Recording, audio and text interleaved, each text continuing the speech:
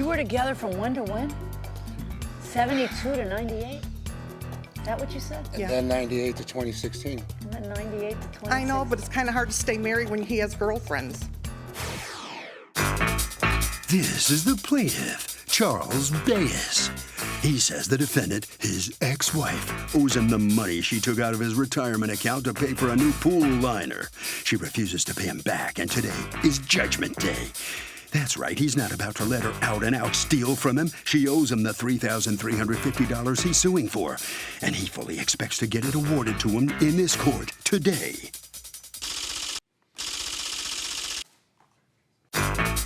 This is the defendant, Teresa Baez. She says the plaintiff agreed to pay for the pool liner.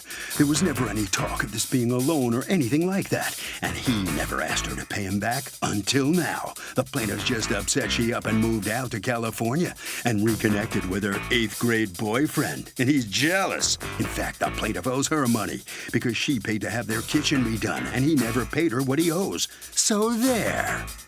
She's accused of stealing from an ex.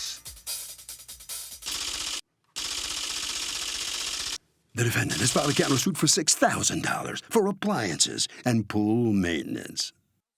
All parties, please raise your right hand. What you are about to witness is real. The participants are not actors. They are actual litigants with a case pending in civil court. Both parties have agreed to drop their claims and have their cases settled here before Judge Marilyn Milian in our forum, the People's Court. Seated, come to order, please. Litigants have been sworn, Your Honor. Thank you, Douglas. You're welcome, ma'am. Okay, Charles Baez, you're suing your ex-wife, Teresa Baez, for $3,350 that you say she owes you for some improvements to the house you ended up selling, and you were counterclaiming against him $6,000 that you say he owes you for other improvements to the house. Okay. You two were married how long ago? From 72 until 98, Your Honor. All right, so you got a divorce in 98, but you stayed living together? Yes. For how many years? Well, we were probably divorced just for a few months, and then were separated again, but all the way up until the house was sold in 2016. So From 98 to 2016, you stayed together? Yeah. And you never remarried? No. Did you have kids? 2. 2. Oh, they must have thought that was a hoot. 6 grandchildren also. No kidding. Yeah. All right, so. Well, I don't know. Pretty lady, so. Yeah. And who are you here with today? My fiance, Peter David. Already? When did you guys actually break up? Both of us? No, you two. Oh. Wait. Well, he was my 8th grade boyfriend, so we broke up in 1968. And then we got back together. Okay, woman, you gotta like move on. Like you have a okay, so you reunited, good for you. Okay. Okay. I thought that's what you were asking. No, it wasn't, but I really appreciate it. So when did you two break up is what I was asking. When? Yes. Our divorce was final. No, I know your divorce was final 20 years before you broke up. I'm asking when did you break up? When I came back from vacation from California after some harassing phone calls and just, it was getting worse. Can you just tell me a month and a year? That's all I'm asking. I'm sorry. You don't remember? 2015. It was 2016 of April when the house was sold, Your Honor. Okay. Okay, so in April of 2016 is when you guys part ways for good? Yes, Yes. Your Honor. Okay, all right. So now what happens? Well, we had a in-ground pool, and the liner had split just because it was getting old. So Terry had asked me if I would take the money out of my retirement account to put in a new liner. It's an in-ground. So $6,700 was taken out of my retirement account, of which she is 100% beneficiary of. Okay. What was done with the retirement account in the divorce in 98? We each got our own. Anything. Everybody kept their own? Yes, and she got the house. Back in 98? Yes, back in 98. Okay. So she got the house in the divorce. Yes, we had a 60-40 split. Is that it, or she got the whole house in the divorce? She gets 60%. I get 40 when it's Okay, then why sold. are you saying she was getting all of it? No, she got to live there, Your Honor. Okay. That's so what I meant by all of it. The idea was that, according to the divorce decree, it would be a 60-40 split. That's what the agreement was in the divorce decree. Right. Of course, you guys kept living there and going back and forth for years after that. So, according to you, she asked you to break into your account in order to fix the pool liner. Are you living there at the time? Yes. Okay. And so you go ahead and do that. And you feel that she owes you all of it or half of it? Because now you're suing for half of it. Okay, well, I'm suing for half because when she came back from reacquainting herself with her boyfriend. Oh, is that how she broke up with you? Was because she had Well, she just got back from California. When she came home, she told me, I'm selling the house, and you got 45 days to get out. And I've reunited with my 8th grade boyfriend? Well, I knew that she was going to, and she did. Okay. We were even in Cancun together in October, so. All of you? No, not him. Oh. Well, no, he goes now, because I'm not there. Okay. All right. You were in Cancun together when? Yeah, in October of 2015. Okay. And then in April, you got 45 days to get out. So you were kind of hurt. Sure. Yeah. All right. She's a nice lady, she really is. She's a beautiful person. But see, she said she was going to pay me the $6,700 because that was part of the ploy. She was planning this for 14 months. What? Of ploy? getting rid of me. Getting rid of you. Yes. All right. Can I ask you a question? Were you supposed to pay him half of that pool liner? No. He was supposed to pay all of it? Yes. Why? Well, he owes me money from other improvements we had made on the house that he's never paid me. So according to you, you did the kitchen floor, you did the appliances, and he never paid for any of that? No. Is that accurate? No, Your Honor. I have proof on her counterclaim, money that was taken out of my account that was put into her own personal account. That was the pool. But I also built her a porch, a brand-new porch, and that money was taken out of her account. Terry at one time had a You joint... had a joint account? We had a joint account together Until what year? until 2016. For real? Well, how are you going to prove that you paid for the kitchen and the kitchen floor exclusively from your money as opposed to from a joint account the two of you had? Well, it was on my credit card. Yeah, how'd you pay your credit card bill, honey? Right, but he never put in money. He's saying like he put in half of the money. He did not. There was How am I years. supposed to figure out how He much was- you commingle your lives and then you want a judge to I sit here and know. say who had the salad, who had the panini, and try to figure out who owes who what? I mean, he has a letter from the bank saying there was a joint account and that his treasury check would go in there. I don't know whether that's what were you doing at the time? Working or weren't you? I've worked since I was 12. However, he has been laid off or fired more times than he worked. So yes, he worked in the home, and yes, when he had the money and he had a job, he would put into the home. However, that was few and infrequent. Yeah. So the majority of anything that happened to the home, it came out of my bank account. Just because you made more is what you're saying. Well, more is from nothing of course it's more. You were together from when to when? 72 to 98? Is that what you said? And Yeah. then 98 to 2016. And then 98 to 26? I know, but it's kind of hard to stay married when he has girlfriends. No, Your Honor. No, I don't. You don't have to stay married if you don't want to stay married. Right, That's, but I you mean, know. I believed in my vows, and that's why when he wanted to come back home, I said, okay, we'll try it. And it was, after a year and a half after he moved in, things started going back in the old ways with, alcohol and things like that. And even though we lived in the house, Your Honor, we didn't live as husband and wife. I had my bedroom, and he slept on the chair. He slept on a living room chair because that's what he chose. He slept on a chair for 20 years? Yeah, pretty much, because we had 4 bedrooms. He chose not to sleep in a bed. I can't sleep on a bed, so I Okay. sleep on a recliner. Okay. But So, it's I mean, right it's next not to her like we bedroom were- because I can hear her snoring. Okay. So I'm right there. Oh, And the my bedroom Lord. door's unlocked, so you don't have to knock and say, let me in. Okay. Oh, please. It was a All right. revolving door, Your Honor. Okay. In your dreams. And back to the case. When you asked him for the money for the liner, did you ever tell him at that time that you would pay him back for half? No. Or did you merely say, we need a liner, can you get the money out of your retirement account? Pretty much that's what I said. I said I've put off enough money. When was the first time he asked you for half that money back? When I came back from California and I told him I wanted to sell the house, and he said, well, I want half the pool liner. That's when it started. Okay. So you feel that this is retaliation for you saying it's really over, I'm moving to California, I'm selling the house, and you have 45 days to find a new place? Yes. Okay. And then you, in retaliation for him suing you, then bring up pool maintenance for the last I don't know how many years, because according to you, only you were paying for the pool maintenance? Yes. And I actually only went back, Well, that was from the beginning. Yes, it was over $22,000 just to maintain Because the if you pool. could, you would have gone back to 1972? Well, if I could, I would have gone back and never gotten married, but that's not possible. Oh, that's so mean. You know he's broken up. Why are you saying that? You know what? It didn't feel good when you walk in on somebody and they're with somebody else, so I was pretty broken up, too.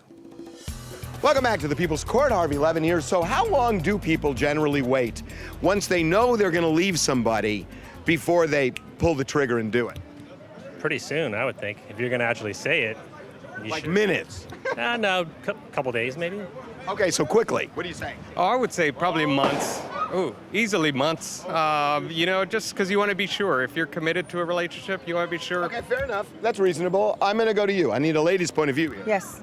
Well, I'm thinking that maybe as soon as you assess the situation and then you're going to figure out what you're going to do with your stuff. I just want a time where frame. you're going to go. Come on, blah, blah, blah.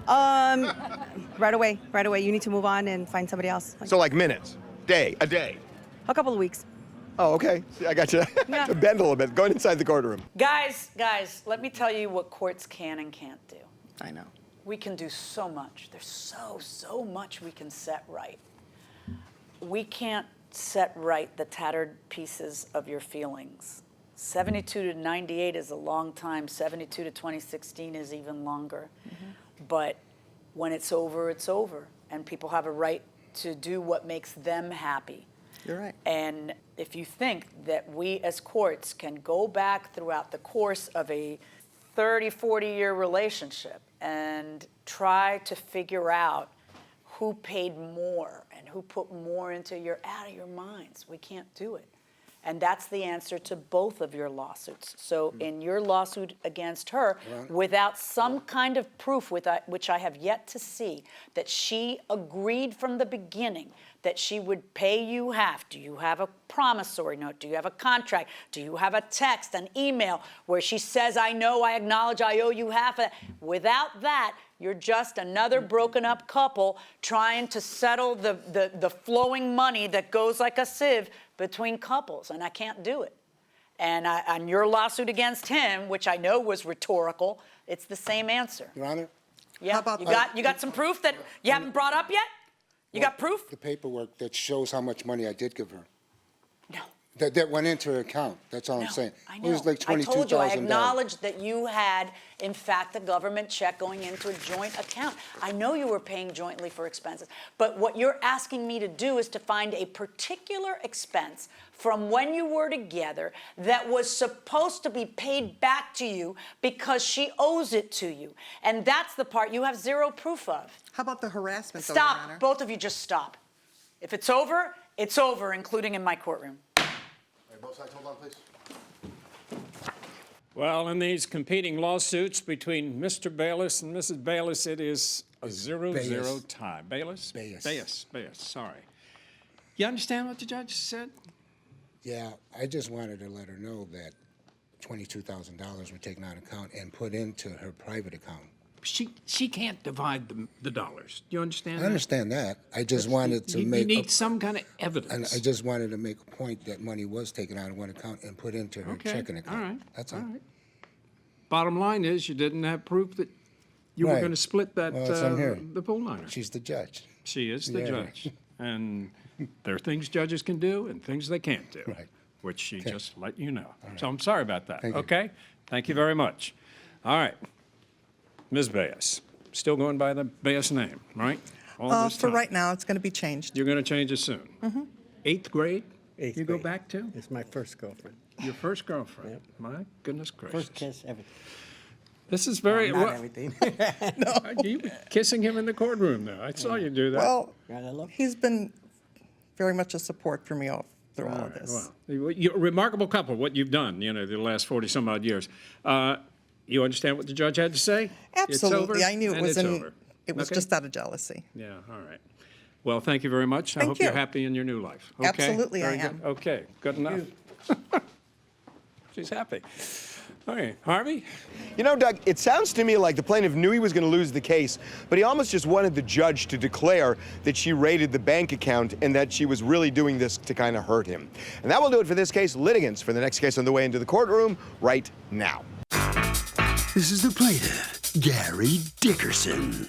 He says he hired the defendant to install a water filtration system in his house, and it guarantees odor-free water. Well, 3 weeks after the system was in place, there was a strong sulfur smell. The defendant has tried to fix it, but can't, and he wants a full refund of the $2,450 he paid because the defendant didn't solve his smelly water problem.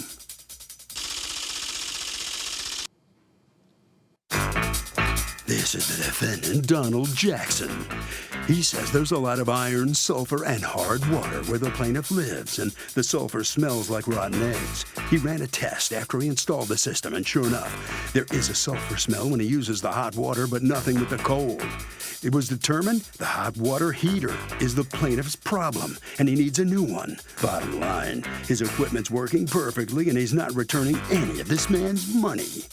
He's accused of being a real stinker. All parties, please raise your right hands. Welcome back to the People's Court. Next case in the docket. The plaintiff hired the defendant to install a water filtration system, and it reeked of sulfur. But the defendant says the heater is the culprit. It's the case of heater. He hardly knew her. Thank you, Douglas. Gary Dickerson, you are suing Donald Jackson and RL Water Treatment, LLC, for $2,450 that you want reimbursed to you for the water treatment that they put in because, according to you, it's not working correctly. Tell me what's happening. All right, I had the system put in November. You're from where? I'm from Venice, Florida. Okay. And is your home on well water? Yes, ma'am. Okay. And so tell me about well water. All right, the well water where I'm at, I have an irrigation system, and it has a very strong rotten egg smell or sulfur. Rotten egg smell. For those of you who are not familiar with rotten egg smell from Florida, and I am, it's the sulfur in the water, right? Correct. Okay. Do you have city water available in your area or no? No. Right. So there are methods to attempt to eliminate. It's not harmful, is it? No. No. Not in the doses or amounts that it's in. But it's gross, right? Because it Definitely. literally smells like rotten eggs. All right. Previous to hiring them, what kind of system did you have to try to treat the water? The way the water was treated then, there was an aeration tank, which the water came from the well pump, and it had the opportunity to aerate itself to remove the hydrogen sulfide odor. Okay. And then it was pumped, there was another more pump and another expansion tank, and then it would come into the house. So why did you decide to change the system you had? I just moved into the house. I was doing a lot of work to the house to change its appearance. And you had these tanks outside and stuff, and this is a much smaller thing. It has a difference in appearance of the house. Okay. And that was just strictly for appearance purposes, because the That'll other teach you. system Okay. was working. All right, I understand. So this unit that you sold them, it is a smaller, self-contained, much more sightly. It doesn't require another pressure tank. It doesn't require another pump. Then you just run off one single pump in the well. It goes through this sulfur blocker. The sulfur blocker, it goes into a softener into the house. So you're eliminating one pump, one tank, and one pressure switch. Okay, so there's a well, and then there's a pump that gets that water into pipes that go into your system. Your system, the first part of it does what? The first one is a sulfur The blocker. system you installed and bought from the manufacturer Well, does what? I put a sulfur blocker and a softener there. Okay, how does a sulfur blocker work? Water comes through it, and it regenerates every night at midnight. And what it does, it's got like a exhaust on it, like almost a muffler, and it blows the excess gas off. Okay. And then it'll go in through the softener, and then it goes into the house. All right, so you install the system, and how long is it working properly, and there's no egg salad smell? Well, egg salad would be a relief, and no rotten egg smell. I had the unit put in. After about 3 weeks, I started to get the odor. And I talked to Don, and the hot water heater that was at the house that I bought was 7 years old. So I figured it is close to its life expectancy anyway, so I replaced it. So you replace the hot water heater, but by the way, let me ask you a question. When you say the odor comes back, it's only in the hot water. Correct. Okay, so go on. I contacted Mr. Jackson. He advised me to replace the anode rod inside the hot water tank. Okay, now how did you come up with that solution? That's what a lot of plumbers will tell them to do. It voids the warranty So on your there's a water rod inside of the hot water heater, and the That- purpose that of the attracts. magnesium rod is to do what? It'll attract the sulfur, it'll attract iron. It just attracts it. It's called a sacrificial anode, right? And Yeah. you're supposed to remove it or put something else in its place. Most people just remove it and leave it out. Okay, so you try that, And Wait, what was your first remedy to cut it out? no, the first remedy was to replace it with a different anode rod, an Okay, aluminum one, and so that's what he first told you to do. What Yes. kind of anode rod did you replace it with? with an aluminum one. Okay, go on. And that didn't eliminate the odor. And he suggested that I take it out, cut it off, and then put the top part back in, so, you know, it's like a plug at this point on the top of the hot water heater. And I did that. Each time I go through this operation, I drain the tank. And then about 2 to 3 weeks later, the odor's Yeah, back everything is a again. temporary fix. Correct. Nothing is permanent. So you're frustrated and you want your money back because Correct. you feel that the system isn't working properly. And your response to that? If the system isn't working properly, you would smell sulfur all throughout the house, Not just, not just on the hot water side. all right, and what say you to that? Because if the cold water doesn't smell like sulfur, then why wouldn't it be the hot water here? All right, what is happening in the hot water heater? In my situation, I'm there alone. So I may be running 10, 15 gallons of hot water out of it a day, if I'm even at home. What I'm finding is after the water sits in that tank and stays in there for a while, it regenerates the hydrogen sulfide odor. Okay, but wouldn't that have more to do with the size of your hot water tank that you selected as opposed to their job? Like, how is that their fault if maybe you should get roommates? Like, I'm not, what you're saying is. I'll go back to the pamphlet that was provided, Mr. Jackson, to me, and it says on here, removes that rotten egg odor in a single solution. It also says on here, for total soft conditioned water solution, team up with the Water Shield sulfur block system and the Water Shield water conditioning system and get great soft odor-free water today. This is what I went on. I was going to have odor. I had odor-free water before. No, I understand. I believe you wholeheartedly when you say that your water smells like rotten eggs. Okay. You've proven that. The question is, in order to collect your money back, either the system has to not work or his installation has to have been faulty, either one, because he's the agent for whoever he bought it from. So you're entitled to that. All right. So you would have to prove to me today that the system is faulty. Well, I have 2 plumbers here. Okay, let me see your opinions by your experts. I need to see them. Anybody test the water, by the way? No, I never did. Okay, I am a retired licensed plumber from Akron, Ohio. Where are you? Venice. Florida. Okay. I have reviewed the circumstances, and I can only conclude that the water treatment device isn't working right. I don't see why. Gary Dickerson has installed a new hot water heater. Okay, have any of you been on the internet? Because you both strike me as intelligent men. There is a lot of information on the internet about this issue, right? What I have found out is, in order to possibly remove the odor, I'd have to crank up the water temperature on the hot water heater to about 145 degrees. No, I found something way better. So could you tolerate a water filtration system in your home that had a smell of sulfur?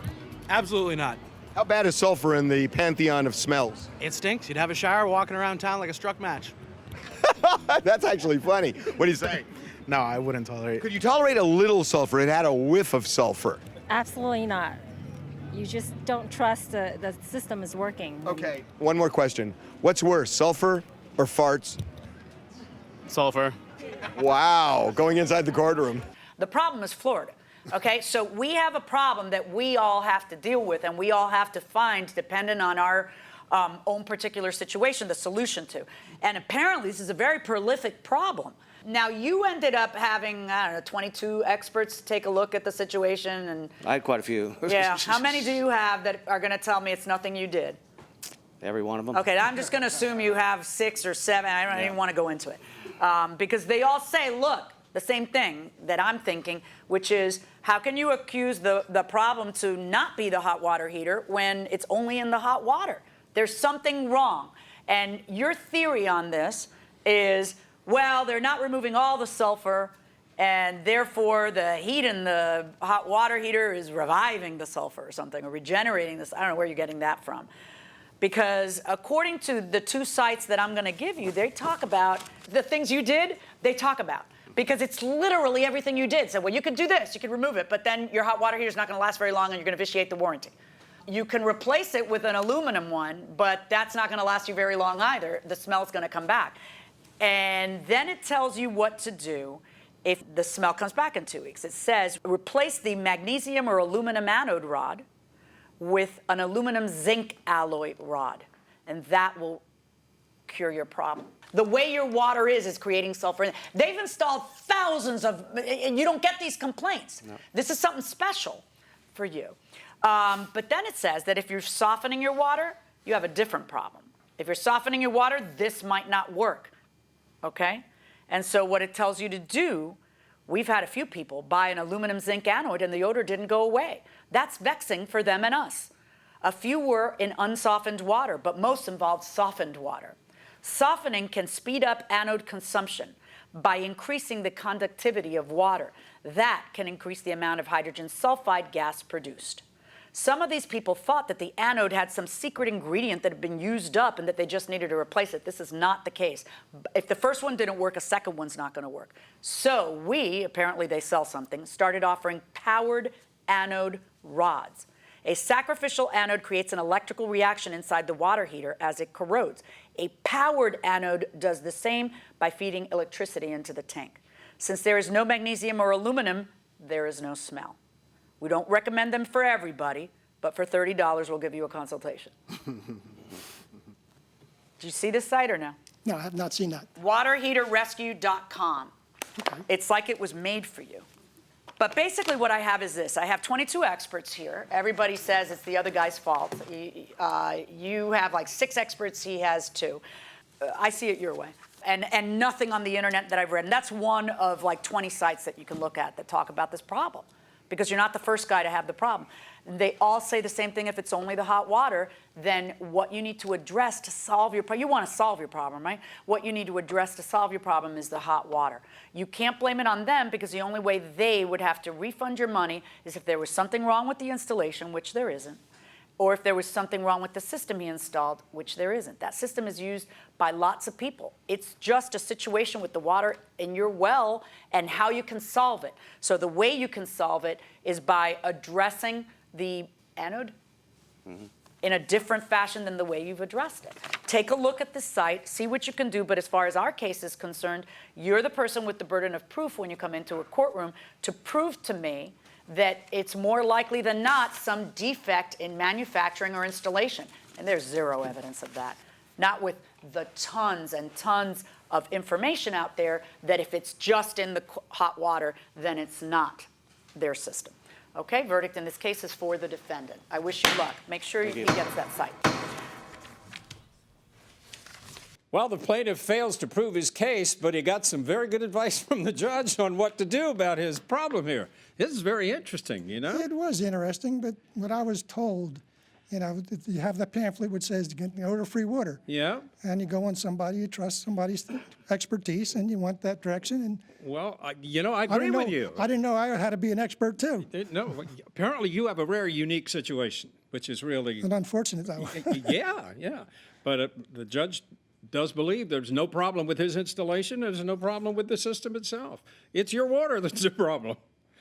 I guess that's what it seems like. Anyway, you lost the case. I'm sorry for you. I hope her advice helped you to fix it up. I know how to fix it. I mean, I spent a lot of money, and you know, I'm going to have to go in a different direction. Okay. Thank you very much. Thank you. Okay. All right, Mr. Jackson. Yeah, this is very interesting. I mean, you do this all over the area where he lives, right? This is the first time this has happened like that? Exactly. Amazingly. But just his water, then, is doing it. Everybody's got sulfur, but I mean, just... Isn't that amazing? He doesn't take care You of learned it. something from the judge, too, didn't you? Well, about the electrical rod? Sure? Yeah, I had no clue. Okay, well, good. All right, congratulations. All right, thank you very much. All right, Harvey. Okay, Doug, I was going to talk about expert testimony, but I have one other question. You said that if it's farts or sulfur, worse is sulfur, right? Yeah. Are you talking about your fart or somebody else's fart? I think it's mine. Well, no, but what about somebody else's is what I'm saying? Ooh, depends on the situation. What'd they have? Was it something good? Was it something bad? Okay, good to know. Going inside.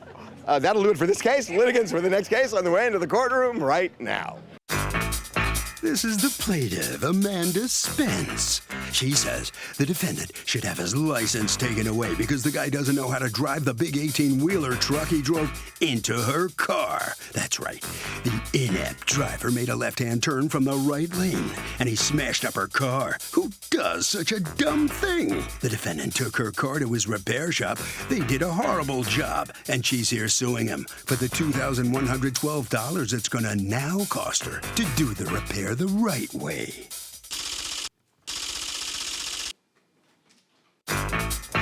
This is the defendant, Walter Spears. He says the plaintiff came out of nowhere and his trailer hit her car. Instead of going through insurance, he paid almost $4,000 to have her car repaired. Now the woman's harassing him and trying to take advantage of the situation. Her car is 15 years old. There were things wrong with it before this mishap, and she's just one of those money grabbers trying to milk him for every cent she can get. He's accused of not paying enough.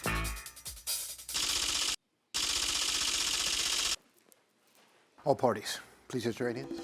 Welcome back to the People's Court. Next case in the docket, the plaintiff says the defendant made an illegal left in his 18-wheeler and creamed her car, which she took to get fixed and made it worse. Now, the defendant says the plaintiff caused the crash. It's the case of wheeling and dealing. Thank you, Douglas. You're welcome in. Amanda Spence, you are suing Walter Spears for $2,112 in additional damages that you say he's responsible for that happened during an accident. So tell me what happens. Okay, January the 10th, I was going to work that morning. And on my lane, I was going one way, going forward. The left lane and the middle lane and they got the last lane. So Wait, I don't understand what you're saying. You went to the left lane? No, I was on the left lane. Left lane or middle lane? He was on the middle lane. He was in the middle and you were in the left turning lane. Yeah, no turning there. Nobody can make a turn there? Nobody's supposed to make a turn because I have the photos here. Okay. But he decided to make this left, and he bumped into me. Okay. And Right so there, what part of the truck hits you? The front of the truck. Okay. And he came down. I got a photo of everything. He came down and started appealing to me. He said, I'm so sorry. Apologizing. Okay. Yeah, apologize to me. Do not call the cops. I don't want you lose my job. I don't want the insurance to go high. I don't want to have point on my lessons and stuff. When the accident happened, do you acknowledge the accident was your fault? Yes, I did. All right, now, in any event, what happens is he hits you, and you try to do right. And you say to her, I'll fix your car, I'll fix your car. But now, where do you take the car to be fixed? Take it to my guy, Ed, and that's my lady. My wife has the paperwork. Right, how do you know this guy? Is he a friend of yours? No, it's not. He's my special. What did you pay him to fix the car? I got the receipts and everything. Yeah, go ahead. What did you pay? Not what do the receipts say, what did you actually pay? $3,100. Is that what you actually paid? Actually paid in cash. Okay, let me see the receipt. Now, did anybody bother to look at the Blue Book value of the car to see if it was worth fixing? Yes, I did. It was only worth about $2,000. So why would you pay the $3,000? Why wouldn't you tell her that you'd pay the Blue Book value? We did. We offered her $2,000. They said that they would not accept it. That's the most they can accept. If a car that's worth $2,000 costs $20,000 to fix, you don't get $20,000 in court. You get the $2,000. Yeah. So if that's the most they would get in court, why would you agree to pay more? They did not want to accept the $2,000. Well, then they don't accept it. Then you say, take me to court. We should have did that. Of course you should have done that. We just tried to do the right thing. So they didn't want to accept it, so we just got the car. I think you were worried about his commercial license. Yeah. You didn't want the accident reported. No, I think the main thing was his CDL license. He had it for over 10 years. Yeah. And that's his main thing right now. He does not want anything on it. Yeah, that makes sense. So if I slam into your car and I do the damage, and I'm responsible, can I make you go to my auto repair shop? No way. What if I can prove my guy is decent? If it's an approved repair person through my insurance. Can I force you ever to do it? No way. What do you say? No, you can't. I mean, maybe. No or maybe? What do you say? I say no. I go to my guy because you hit me. So you get the choice? Yeah, I do. Okay, we'll find out going inside the courtroom. You have the car repaired, and now, apparently, after the repair, it is brought to your attention, which you bring to her attention, that she has an oil leak, correct? Yes, correct. All right. And you talk to the people who were doing the repair, and you tell them, I want you to fix my oil leak, but I don't want to pay for it. That happened during the accident? I also have pictures. Of what? The oil leak that she had. Yeah, let me see the pictures. Because their position is not, hey, the accident's not my fault. His position is, you're milking it now, and I repaired the car, and I shouldn't have to pay for a new rack and pinion that had nothing to do with the accident. All I need you to prove is that it did have something to do with the accident. I need you to come here and show me what I'm looking at. What is that? This is her oil leak. And you could clearly see it started turning to corrosion. Rust. Which means that's been there for a while. That did not just happen during the accident. Okay, and is there something called a rack and pinion in that picture? That would be this, if you could see that in the next picture. Okay, That and would what be- does that have to do with the oil leak? That's in the engine. She had an oil leak in the engine as well. Right, but what does that have to do with the rack and This is the pinion? rack and pinion, so as you can see underneath the rack and pinion, that is the oil leak, and it's turning into corrosion. And that's another oil leak that she had on the vehicle as well. Did they offer you the value of the vehicle and tell you, look, your vehicle's only worth 2,000 something, we'll offer you that, and you rejected it? Nope. I have also I don't- text messages to prove that they turned down the money that we was gonna give them. Do your text messages actually say the value of the car? It says that we offered them 2,000, but they believe that the car is worth more than that, so they would rather just get the car repaired.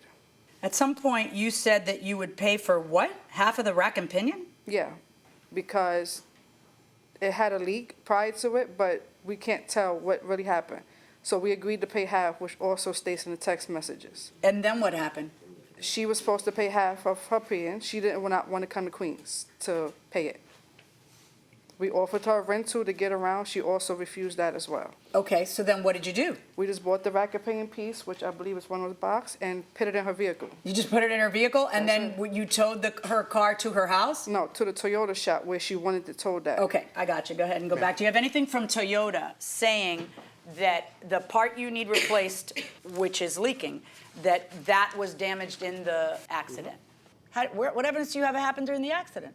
The rack and pinion was the one that busted up. Okay. The rack and What pinion. evidence do you have the rack and pinion busted up? The rack and pinion busted up from the hit. Okay, Then the you're shot. saying that, right. Yeah. Now, what evidence do you have of that? I have the diagnostic. The diagnostic? I did the Okay, diagnostic. let me see that, yes. Yeah. Oh, I'm sorry. I gave it to them. I'm sorry. They have it. Oh, that's Yeah, not- because when they came That's to not me- going to work out well for you. Do you have something she gave you with a diagnostic? We had our own copy, and she kept the. Show me your copy. We Let did me not see what bring that says. We did not bring that. Oh, they She didn't kept- bring your evidence. She kept the main copy. Okay. I don't have copies. All right, well, then I don't have a copy. Your And Honor- so, without evidence that this, because they actually have evidence from the mechanic saying this has nothing to do with the accident. This is, a 15-year-old car, and that's just a repair she needs to do, all right? And that they told you that, and they're telling me they actually bought the rack and put it in your car. I'm asking you for the simple proof that you had to come to court with, which is something that shows it's as a result of the accident. That's all you have to do is have something from Toyota that says this was damaged, from impact. As opposed to it's 15 years old and it's given way and we have to repair it, which is what their guy says. That's all you needed to do to win your case, and you don't have it. Actually, when the accident occurred, he was very nice and Okay, and here we humble. go. So he and told me, based he on said, the fact that you do not have the evidence that you need when you come to court, I am ruling in favor of the defendants in this case. He told me to leave that. It's only there. Well, the plaintiff did not have the key document you needed. If you'll step over here, please, Ms. Spence, you just didn't have the document you needed to convince the judge you could win the case. You I know, understand? I believe, but you know what happened is that it's not good to be too earnest anyway, because when he talked to me and said, look, I want to fix the car to my garage, I want to carry it to my guy, you can give me the diagnostic, I'm going to buy the parts to fix the car. I trusted him. Well, they did fix the car from They didn't. the banged up They fenders. didn't. They only did the it. oil didn't get fixed. No, they only did the body work, but they didn't do the mechanical work. They didn't do the shock. They didn't change the shock. They didn't change the axle. They didn't change the rack and pinion, because all these were the cause of the accident. See, that's But what you because I needed. gave him the proof, so he kept it and he refused to give it. That's Well, okay. You should have kept a copy of it. That's what happens. Sorry about that. You're okay. welcome. Thank you. Beg your pardon. Sorry. All right, Mr. Spears. All right. You didn't want to get this reported, right? And obviously that's. But you've learned something too from this. Yes, you I know, did. you paid too much money. Way too much money. Yeah.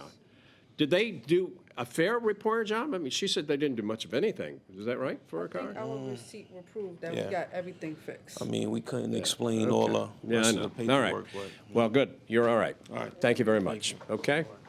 Evidence again, Harvey. Evidence. That's what you need, right? Evidence is king, Doug, for sure. You have an absolute right to pick the auto repair shop you go to if somebody hits you, and the only limitation is the cost has to be reasonable.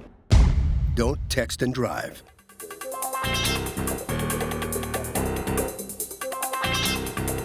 The People's Court is a Ralph Edwards, Stu Willett production.